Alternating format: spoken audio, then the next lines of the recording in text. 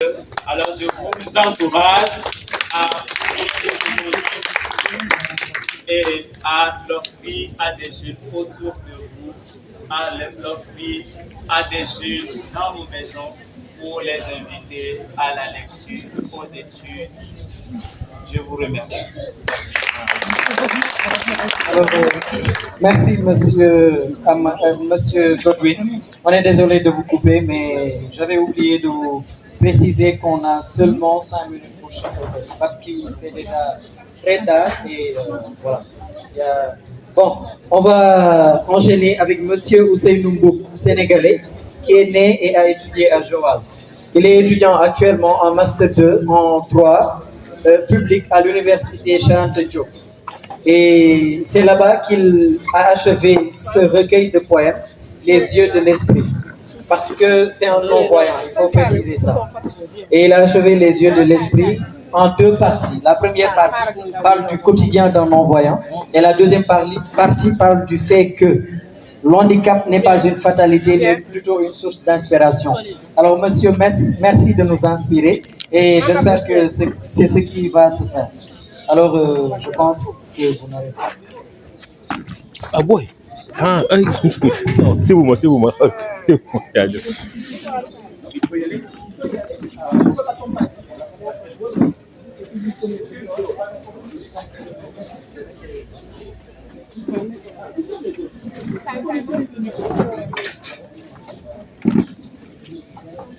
Hop, pardon. Hop. Les yeux de l'esprit, les yeux de l'esprit, c'est nouveau. Dans la tombe, l'ombre est visible. Dans la souffrance, elle devient sensible. Ignorer la lucidité de l'esprit,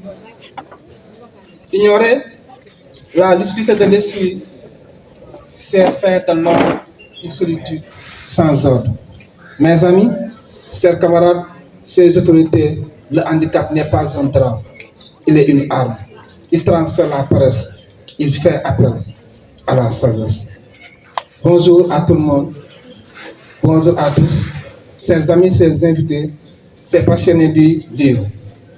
Chers camarades, je m'appelle Ousseynou Mboup, étudiant en Master 2 à la faculté des sciences juridiques et politiques de l'Université Cheikh Anta Diop de Dakar. Je remercie mon éditeur Harmattan. C'est grâce à Harmattan que l'ouvrage des yeux de l'esprit a vu le jour. Harmattan m'a apporté un soutien précieux. Elle contribue sans cesse de faire revenir le livre dans le quotidien des Sénégalais. Bercé par le climat de Joal Fadjim d'Azobine, l'environnement du bois sacré de Lugat a renforcé ma plume, atténué ma flamme, réveillé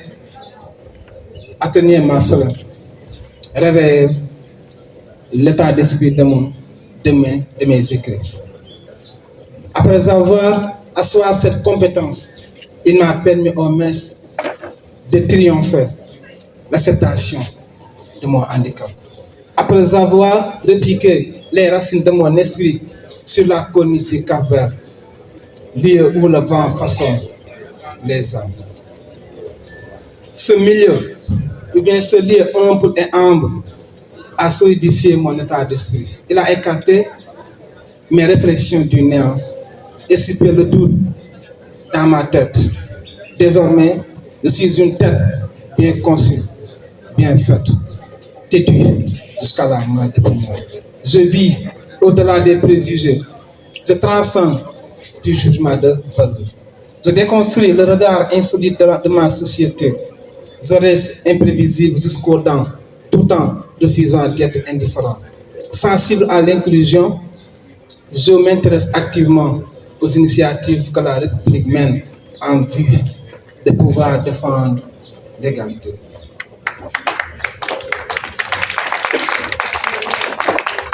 Car autant de questions restent sans réponse, entre autres la mendicité avec sa recrudescence.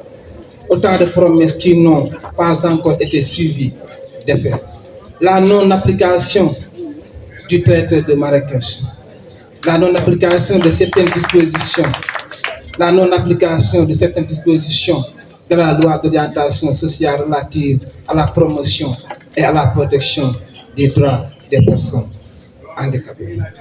Chers amis, chers invités, chers camarades, l'ouvrage les yeux de l'esprit décrit les peines que la vie m'a infligées. Il fustige l'hypocrisie contre laquelle les ignorants m'ont attaqué. Il m'a permis de pouvoir mettre asseoir deux chapitres. Ceci étant dit, l'ouvrage est scindé en deux parties, le mépris social et une vie, malgré tout. Dans la partie qui dévoile le mépris social, je dévoile ici l'état d'esprit de ma société. La société n'est pas malade, mais son état d'esprit est différent. Quand on tombe dans un handicap, ou bien quand on vit avec un handicap, elle croit nous réduire dans une pétodière. Et pourtant, la personne handicapée n'est pas un soi-disant plutôt. Il vit avec un handicap. Et pour la deuxième partie, chers amis, le handicap n'est pas une fatalité. C'est une source d'inspiration qui m'a fait ce que je suis, qui a forgé mon état d'esprit. À mon sens, je dois parler avec retenue, m'affirmer avec réserve. Ceci m'a permis de construire mon autonomie. Car c'est pourquoi on dit malheur à celui qui se confie à un autre que Dieu, Seigneur auquel nous croyons. Celui qui a fait endormir mon destin en la place d'un autre qui me ressemble, l'obscurité. Car la sagesse ne s'impose pas d'un coup. Elle s'assoit sur l'âme, fil après fil. L'ouvrage les yeux de l'esprit est rendu accessible. Je remercie l'INEDJA.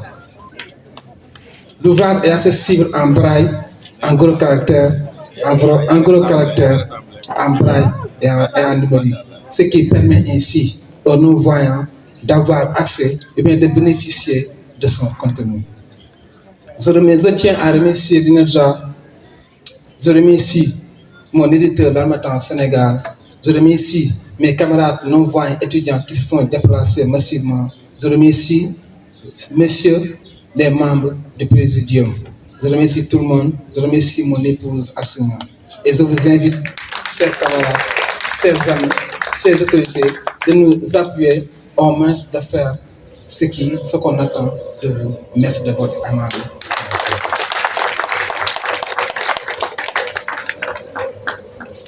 Merci, monsieur Ousseynou. Et voilà, tout ce qui vient de se passer ici, ça montre l'idée du salon, tout le charme du salon. Et qui est tout simplement qui tourne autour de l'inclusion. Et justement, en parlant d'inclusion, avant de continuer avec monsieur Diouf et monsieur Tal, on va accueillir l'INEFJA qui va communiquer juste avant leurs interventions.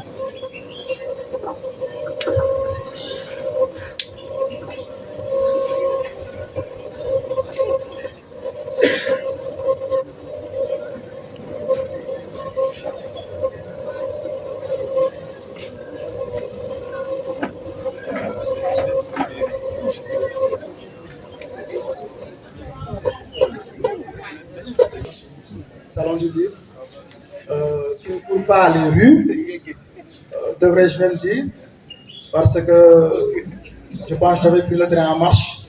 Et le dernier mot que j'avais capté, c'est que les messieurs et les madames qui étaient là sur le panel mettaient l'accent sur la fréquentation des bibliothèques. Et vraiment, c'est à saluer.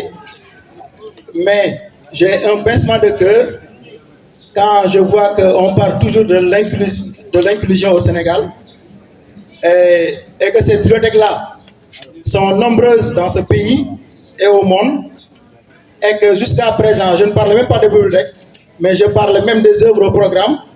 Je dirige un institut national d'éducation et de formation des jeunes aveugles. Mais figurez-vous les gars, jusqu'à présent,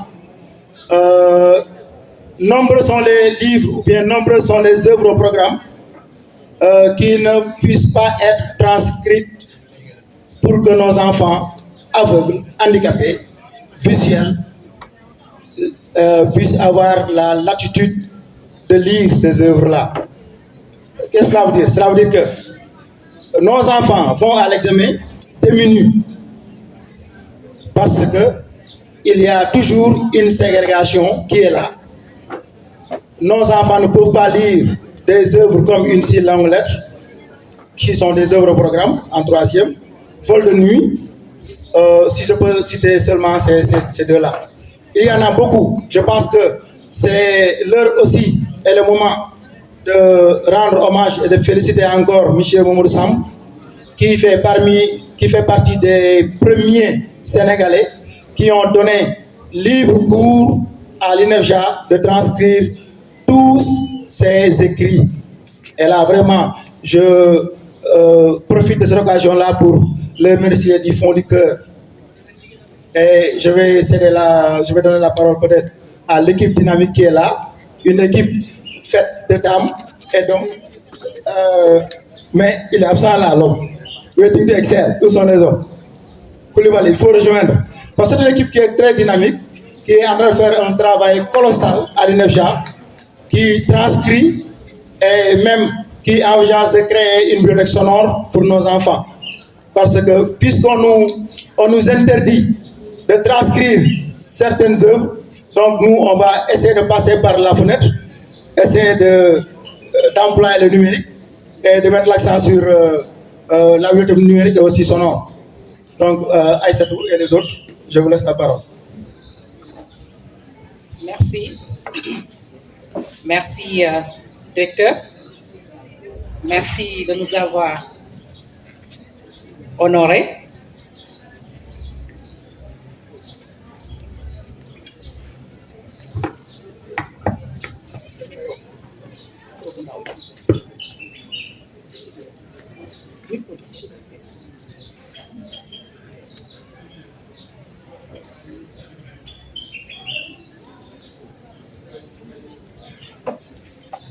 Donc, je disais tantôt merci à monsieur le directeur de l'INEFJA, vraiment qui nous a honorés de nous accompagner et qui n'a ménagé aussi aucun effort vraiment pour que nous puissions vraiment participer à ce salon. Merci à monsieur Cissé, merci à tous les organisateurs. Félicitations à monsieur comment dirais-je, monsieur Abouri Diouf, donc, qui est notre collègue, notre frère, et à Ousseynou Mboub. Cher public, mesdames, messieurs, auteurs, éditeurs, partenaires du livre, nous sommes réunis aujourd'hui pour célébrer la littérature de jeunesse. Mais il est de notre responsabilité de rappeler que le livre, qu'il soit destiné à l'enfant ou à l'élève, n'a que de sens que s'il est accessible à tous. L'accessibilité n'est pas une option. C'est un droit. Le livre de jeunesse est la première rencontre de l'enfant avec la lecture. S'il est accessible par ses formats, ses illustrations, ses langues, il ouvre la porte à l'imaginaire et à la curiosité. Le livre scolaire est la suite logique de ce parcours. Il transforme la curiosité en savoir, l'imaginaire en compétence. Mais si ce manuel n'est pas accessible, l'enfant qui avait commencé à lire avec enthousiasme se trouve exclu, c'est-à-dire ceux qui ne sont pas nés avec, c'est-à-dire avec ces écrivains-là, avec Moussa Abouri Diouf et avec Ousseynou Mboub. Ils ne sont pas nés aveugles. Donc, ainsi, l'accessibilité des livres de jeunesse prépare et conditionne l'accessibilité des livres scolaires. Les deux sont liés. L'un initie, l'autre forme. Ensemble, ils construisent un parcours éducatif inclusif. Vous qui écrivez et éditez pour la jeunesse, vous avez une responsabilité immense. Vos manuels scolaires doivent être conçus pour tous les élèves, afin que personne ne soit laissé de côté dans la classe. Un livre inaccessible est un livre qui exclut. Un livre accessible est un livre qui libère. L'accessibilité des livres de jeunesse et des livres scolaires est une seule et même exigence.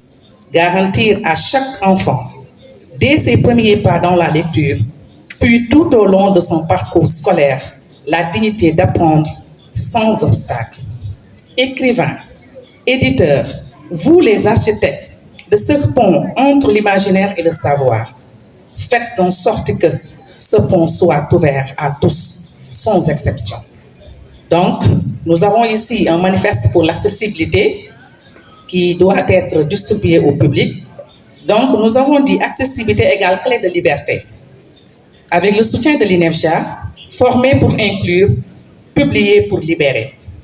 Écrivain, maison d'édition, écoutez-nous. Un livre inaccessible est une barrière. Un livre accessible est une clé. Le livre de jeunesse est la première rencontre de l'enfant avec la lecture. Le livre scolaire est la suite logique, la porte vers le savoir. Si l'un est accessible, l'autre ne l'est pas. L'enfant est freiné dans son parcours. Nous vous disons aujourd'hui, vos livres doivent être accessibles. Accessibles aux enfants handicapés, accessibles aux enfants de zone rurale, accessibles dans nos langues locales, accessibles en format multiple, papier numérique, audio, braille. Vous êtes les architectes du pont entre l'imaginaire et le savoir. Faites en sorte que ce pont soit ouvert à tous, sans exception. Parce que l'avenir de nos enfants dépend de votre choix. Exclure par vos livres ou libérer par vos livres. INEFJA, Institut national d'éducation et de formation des jeunes aveugles basé à Thiès. Former pour inclure, publier pour libérer. INEFJA s'engage par une édition inclusive, accessible et porteuse de dignité pour tous les enfants du Sénégal. Je vous remercie de votre aimable attention. Merci madame, merci à l'INEFJA. Merci de nous accompagner et nous espérons que ça c'était hier, ça continue aujourd'hui et ça va continuer, Inch'Allah.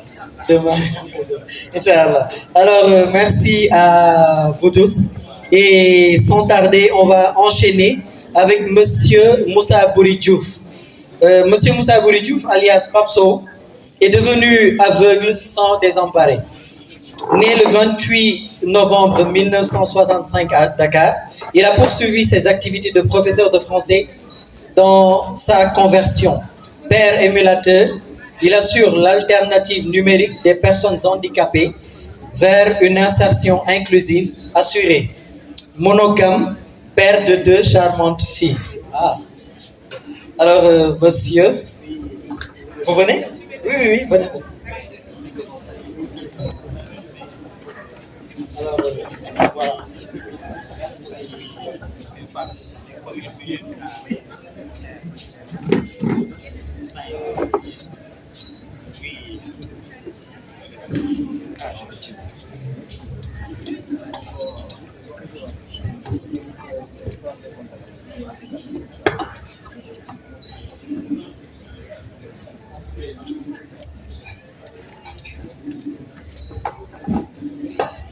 Salam, salam.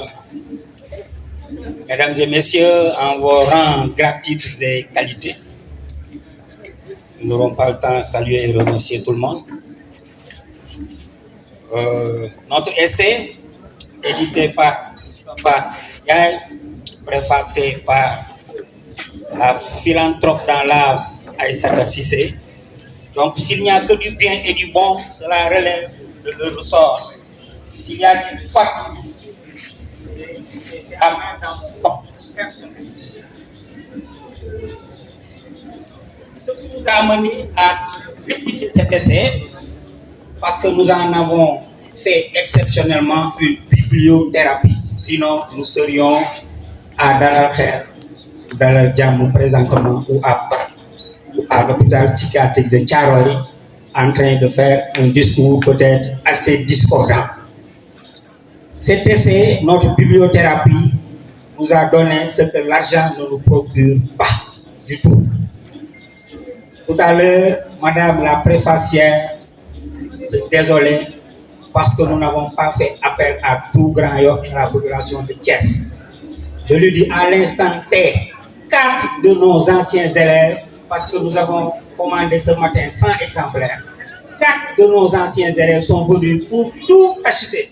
Nous leur avons dit non, parce qu'il faut en donner aux autres, puisque nous ne sommes pas prêts à faire une commande dans l'immédiat, dans le court terme, peut-être à moyen et long terme. Donc il ne s'agit pas d'argent.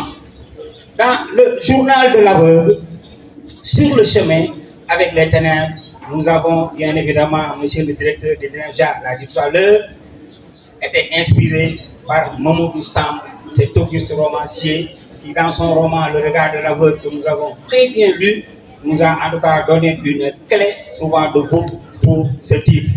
Amis ensemble dans Mauvaise Pente que nous avons bien lu étant aveugle inspiré. Il y a aussi le docteur sage panafricain Alun Mbaye Niang, quand nous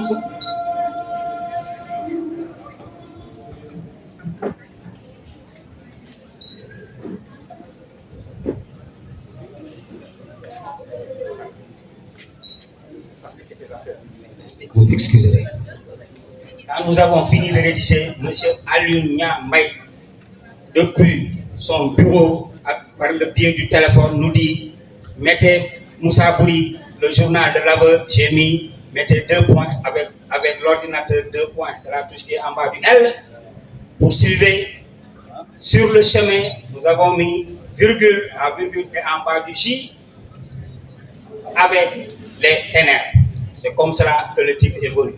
Dans l'essai, nous avons 3 parties et 28 journaux. D'abord, il y a la préface, le remerciement.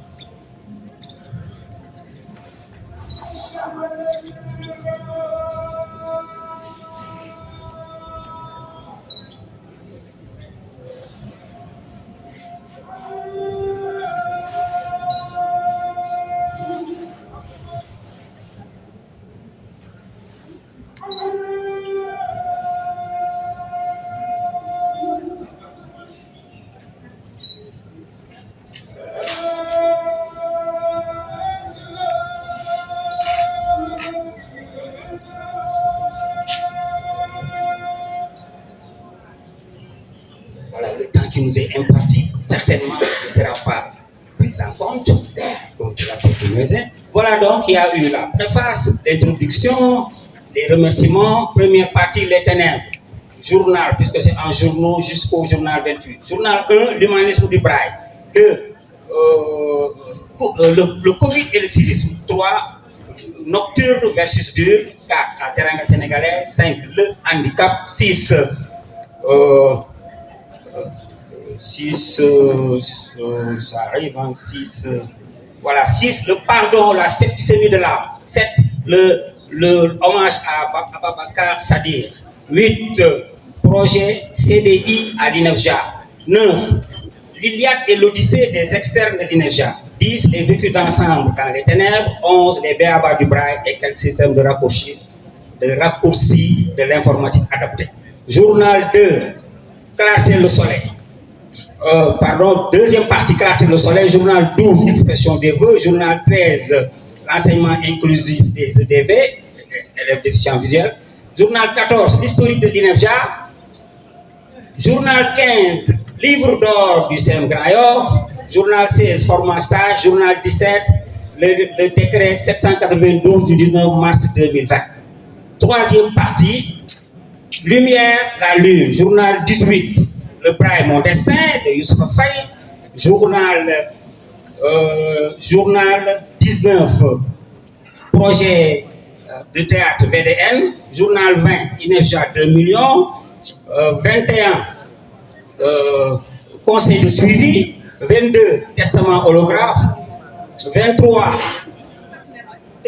témoignage de l'homonyme, hommage et témoignage de l'homonyme, 24, rapport bilan, 25, la canne blanche d'Ousseynou Mboup qui est là présent, à qui je rends hommage. Entre autres, je lui disais qu'aux âmes bien nées, rappelant les dires de Pierre Corneille, la valeur n'attend point le nombre des années. Journal 26, rapport bilan. Journal 27, OMPI INEFJA, ils viennent de passer, n'est-ce pas, défendant incessamment la ratification du traité de Marrakech. Journal 28, le décret de codification du braille en langue nationale. Et enfin, la conclusion. Chez nous, à l'INEFJA, notre devise, c'est nous cherchons la lumière et non les yeux pour voir. Parce que l'enseignement est pour tous. Ce n'est pas parce que vous faites de la vue que tout s'estompe. Il y a maintenant, avec le numérique, possibilité de s'insérer dans ce monde qui est mobile. La banque est mobile et même la santé.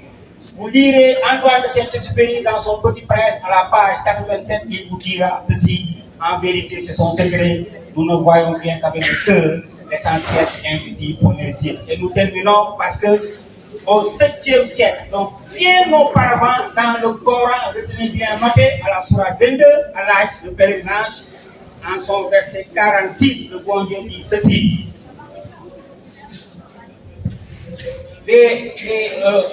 Que ne voyage-t-on afin d'avoir des cœurs pour comprendre et des oreilles pour entendre?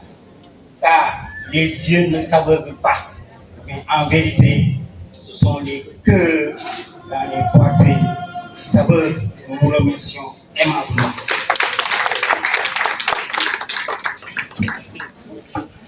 Merci à monsieur Bou. Et félicitations à vous. Nous allons directement enchaîner avec monsieur Aboutal pour son recueil de poèmes, Repères de Racine. Veuillez l'accueillir, s'il vous plaît.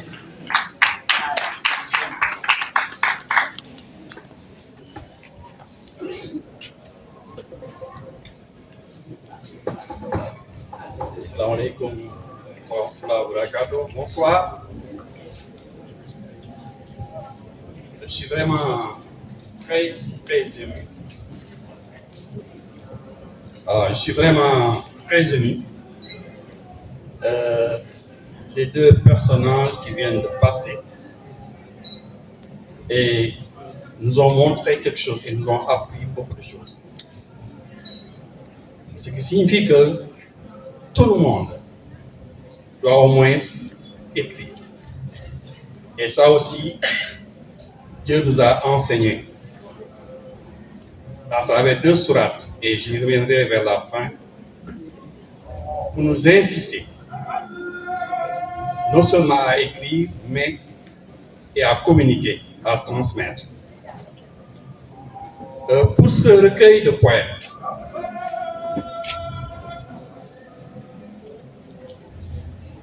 je vais le résumer sous forme de poème qui doit être dans un autre recueil qui va bientôt sortir, Inch'Allah. Je dis au commencement, il eut la source. Là où tout s'abreuve, tout recommence. Un souffle ancien, un murmure doux qui relie la feuille à l'arbre, l'homme à la roue.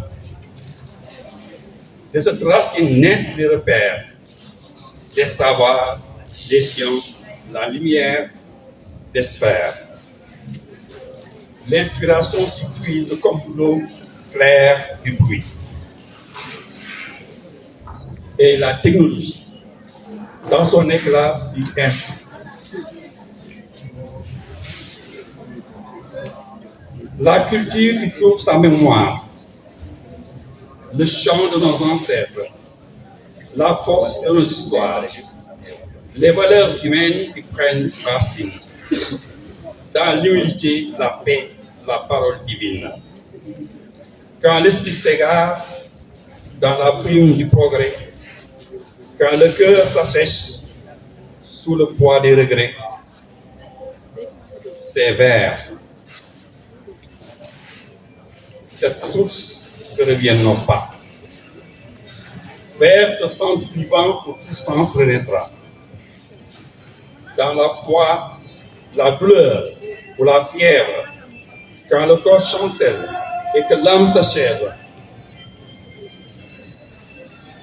on y revient, sans bruit, sans détour, car la racine, c'est guérir l'amour.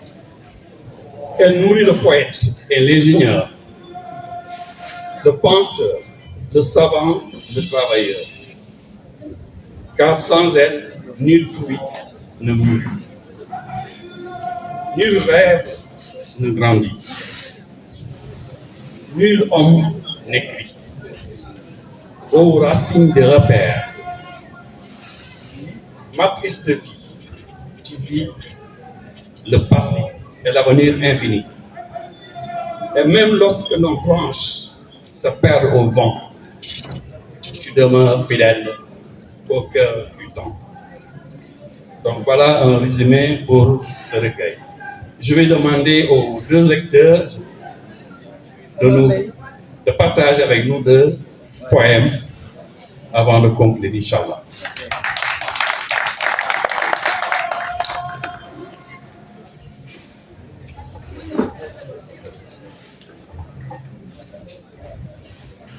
Rebonsoir, je vais vous lire un poème.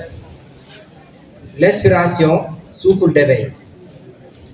Elle surgit là où l'ombre chancelle, dans un lieu chargé d'un mystère éternel. Un rivage, une plaine, une ruelle, chaque pierre murmure une histoire belle.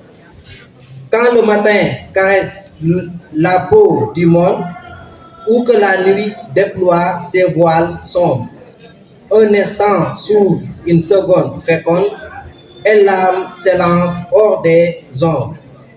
Un mot léger, un éclat de lumière, un murmure, une fragance passagère, devient l'écluse d'un tort d'idées, éclaboussant le papier des vérités. L'écrivain cherche l'abri de la solitude, un refuge loin du vacarme des multitudes. Dans ce silence, il attend son cœur, il y puise l'essence de sa ferveur. Mais le monde aussi s'invite en secret, dans chaque regard, dans chaque reflet. Une rencontre, un cri, une émotion, est née une œuvre, fruit d'une fusion. Ainsi, l'inspiration danse et s'efface, elle roule insaisissable et pourtant tenace. Et elle est l'écho du moment, du lieu, un pont fragile entre l'homme et ses cieux. Merci.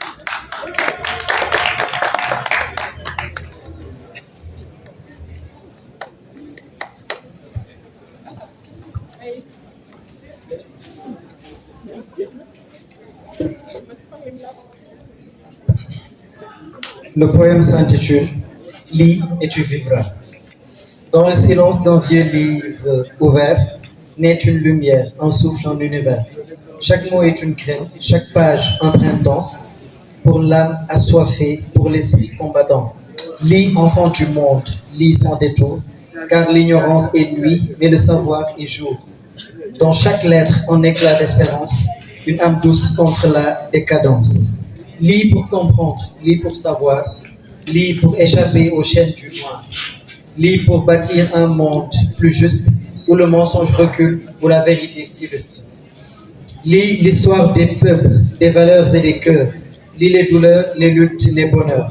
Dans les récits, les peuples vivent et par la lecture, leur mémoire survit. Lis le Coran, parole sacrée, lumière divine pour les égarer. Lis pour grandir dans l'amour de Dieu, pour purifier ton cœur, pour élever tes vœux. Lis la sagesse, lis la foi. Lis les poètes, les guides des lois. Lis pour devenir ce que tu ignores, un être libre, riche de trésors. Ô lecteur, refuge dans les tempêtes, compagne fidèle, douce et discrète. Quand tout vacille, tu restes debout, flamme éternelle, tu guides nos pas partout. Alors, lis encore et ne t'arrête pas, car lire, c'est vivre 1000 vies à la fois. Lire, c'est lutter, aimer, espérer, et contre l'ignorance, c'est résister. Je vais terminer cette présentation par deux versets ou sourates, demi-sourates.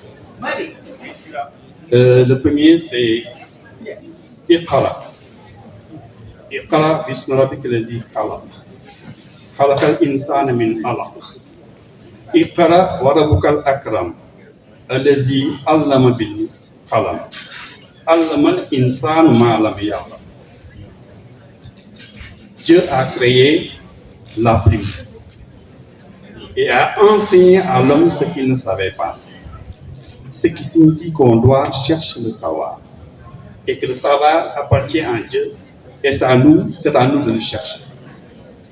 Ensuite, dans la sourate Ar-Rahman, Ar-Rahman, Khalaqal insan, Allamahul bayan. Dieu a enseigné à l'homme comment communiquer, comment convaincre, comment parler avec les gens. Mais dans cette communication aussi, on peut détruire. Donc, il va falloir faire très attention à ce que nous écrivons et ce que nous voulons partager au monde. Je vous remercie.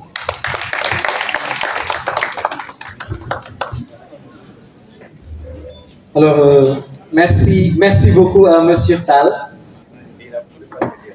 Oui, c'est ce que j'ai. Il y a beaucoup de fans derrière de Monsieur Tal. Et voilà.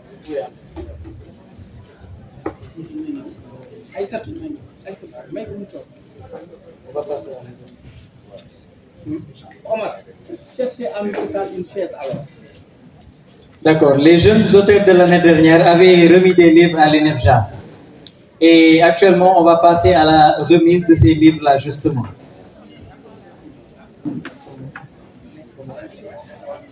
On appelle Monsieur Cissé. Monsieur Cissé, s'il vous plaît. La maman de...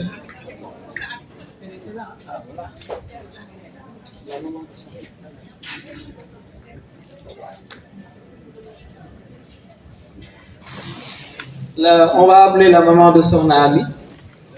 Elle est, oui, exact. Elle est en train de venir. On va lui remettre ce livre-là, intitulé Merci Maman. Et son éditeur, Monsieur Cissé. Vous êtes appelé ici. Monsieur Cissé, s'il vous plaît. Oui, venez ici, madame. Le directeur.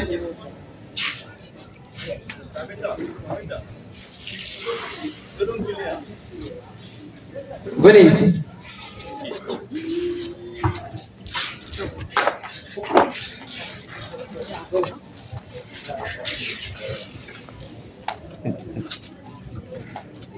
Avant la remise, on sait qu'on avait préparé un panel dans lequel une des promotrices devait parler. Voilà, donc on a fait des allocutions. Elle, qu'on connaît pour les bibliothèques carcérales, voilà, on va lui donner la parole avant de faire la remise. On fait la remise d'abord? Super.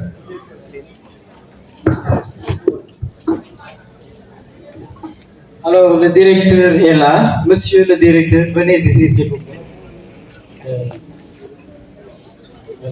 C'est vous la maman? Félicitations. Félicitations à vous. Monsieur le directeur, venez. Exactement. Voilà. C'est la maman. Excusez-moi. C'est la maman de l'écrivaine et elle a intitulé ça Merci Maman.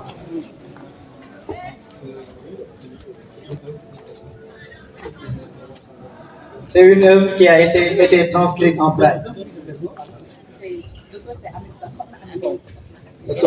Sokhna Amy Mbaw, en classe de seconde, qui nous a offert une de ses œuvres et qu'on a pu transcrire en braille pour partager avec tous les enfants déficients visuels du monde pour qu'ils puissent savourer vraiment ce qui a traversé l'esprit à Aminata.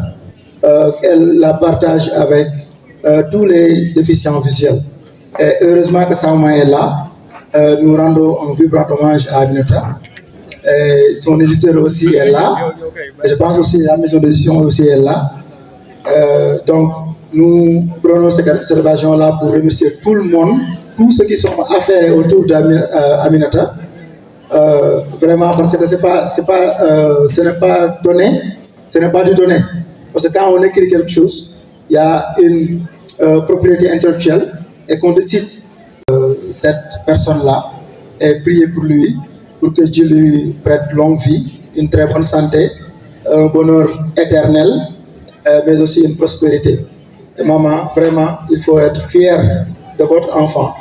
Et l'INEFJA lui dit merci. L'INEFJA ne trouve pas les mots pour la remercier davantage. Donc, merci maman. Merci, merci beaucoup. On va enchaîner avec celui de Samba Cissé. On va aller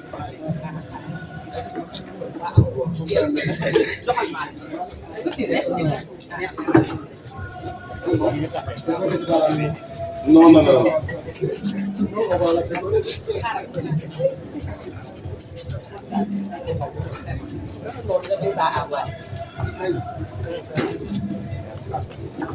Non, Malick moom jeune damay àggat sax parce que Malick si kër gi la bokk dañ koy bàyyi ak yàlla rek ñaanal ko yàlla yokk wér gi surtout wér yàlla yokk wér léegi ak lu may supposé ko.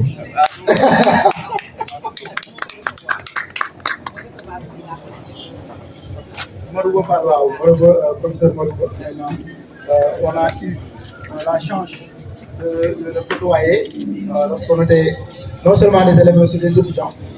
Donc c'est quelqu'un qu'on aime lire, qui est très profond. Donc Malick, Adja, waxal ñu professeur ñu koy remercier bu baax a baax.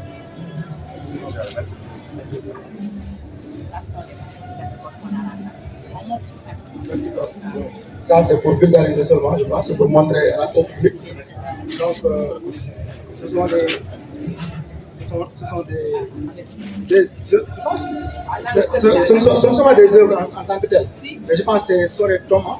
On a fait parce que ça, ce petit truc-là ne peut pas transcrire toute l'œuvre.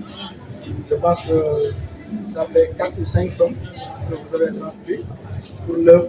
Encore, je reviens sur ça parce que le braille, un petit paragraphe de 10 lignes ou bien 12 lignes, quand on transcrit le braille, ça fait une page entière. Donc, vous voyez, imaginez nos enfants là, comment pèsent les œuvres qu'ils doivent porter sur eux pour aller à l'école et revenir. Donc, c'est un travail incommensurable. Si on veut leur refuser encore de le faire, vraiment ça devient autre chose, ça devient extraordinaire. Je pense que tout le monde doit porter ce plaidoyer-là. Tous les autres qui n'ont souffert d'aucun handicap peuvent lire les œuvres au programme, alors que mes enfants, ils ne peuvent pas lire les œuvres au programme. Parce qu'ils ne voient pas. Ils ne voient pas. Donc il n'y a pas une accessibilité sur ces œuvres-là. Donc nous prions et nous crions haut et fort pour que les œuvres au programme soient accessibles à tout le monde. Le handicap ne doit pas être un handicap à l'apprentissage. Je vais applaudir M. Cissé pour quelques mots et M. Aboutal aussi derrière pour quelques mots.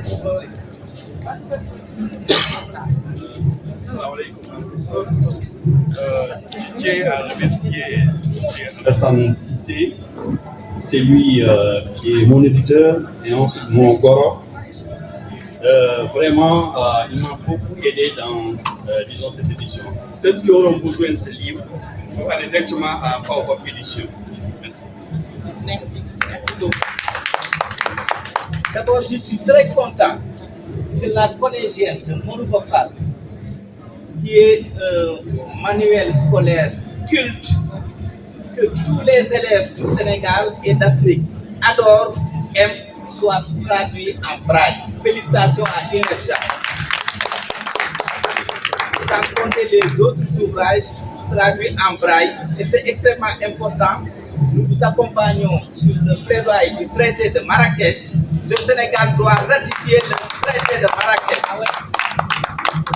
C'est important. Merci beaucoup. Merci, Madame B, pour avoir accompagné son enfant, son Abimbo, jusqu'à ce que l'enfant écrive un ouvrage. Merci, maman. Ça, c'est un signe de reconnaissance, de gratitude. Et c'est extrêmement important pour que les enfants soient attachés à leur maman, savent ce que leur maman passe comme sacrifice, abnégation pour les élever à grandir, à grandir. Merci beaucoup. Merci mon professeur de journal Baba Diop. Merci Moustapha Nene Diaye qui a édité Moussa Bouri Diouf avec Fama Édition. Merci Armatan qui a édité Poussé Doumou avec les yeux de l'esprit, les lumières de l'esprit. Merci aussi à la presse, au soleil, à la presse HTZ qui sont restés là. Et merci à tout le comité d'organisation composé de jeunes pour la tenue de ce salon. Demain encore à 9h, il y aura beaucoup d'activités. Merci, monsieur le directeur général, Alun Faye, et on vous donne la parole à vous. Merci à vous aussi, monsieur Tité. Merci, monsieur Tité. Merci beaucoup. Tout le Sénégal est très content de toi. Merci. Merci aussi à l'UNEFJA. Merci beaucoup. Et il y a monsieur qui voulait vous remercier. Je voulais remercier tout le monde. Et voilà, nous tenons à vous remercier tous. Et justement, vous, assistance, juste après ça, vous pouvez monter ici et inspecter les livres. Et aussi, on pourra... Non, la lumière est là-bas. Donc, on pourra descendre là-bas avec la lumière et prendre des photos avec les auteurs, avec les livres. Et voilà. Merci à vous, auteurs, aux lecteurs, à l'UNEFJA. Merci à chacun d'entre vous d'avoir donné vie à cette cérémonie. Puisse cette énergie continuer de nous unir, de nous inspirer et d'éclairer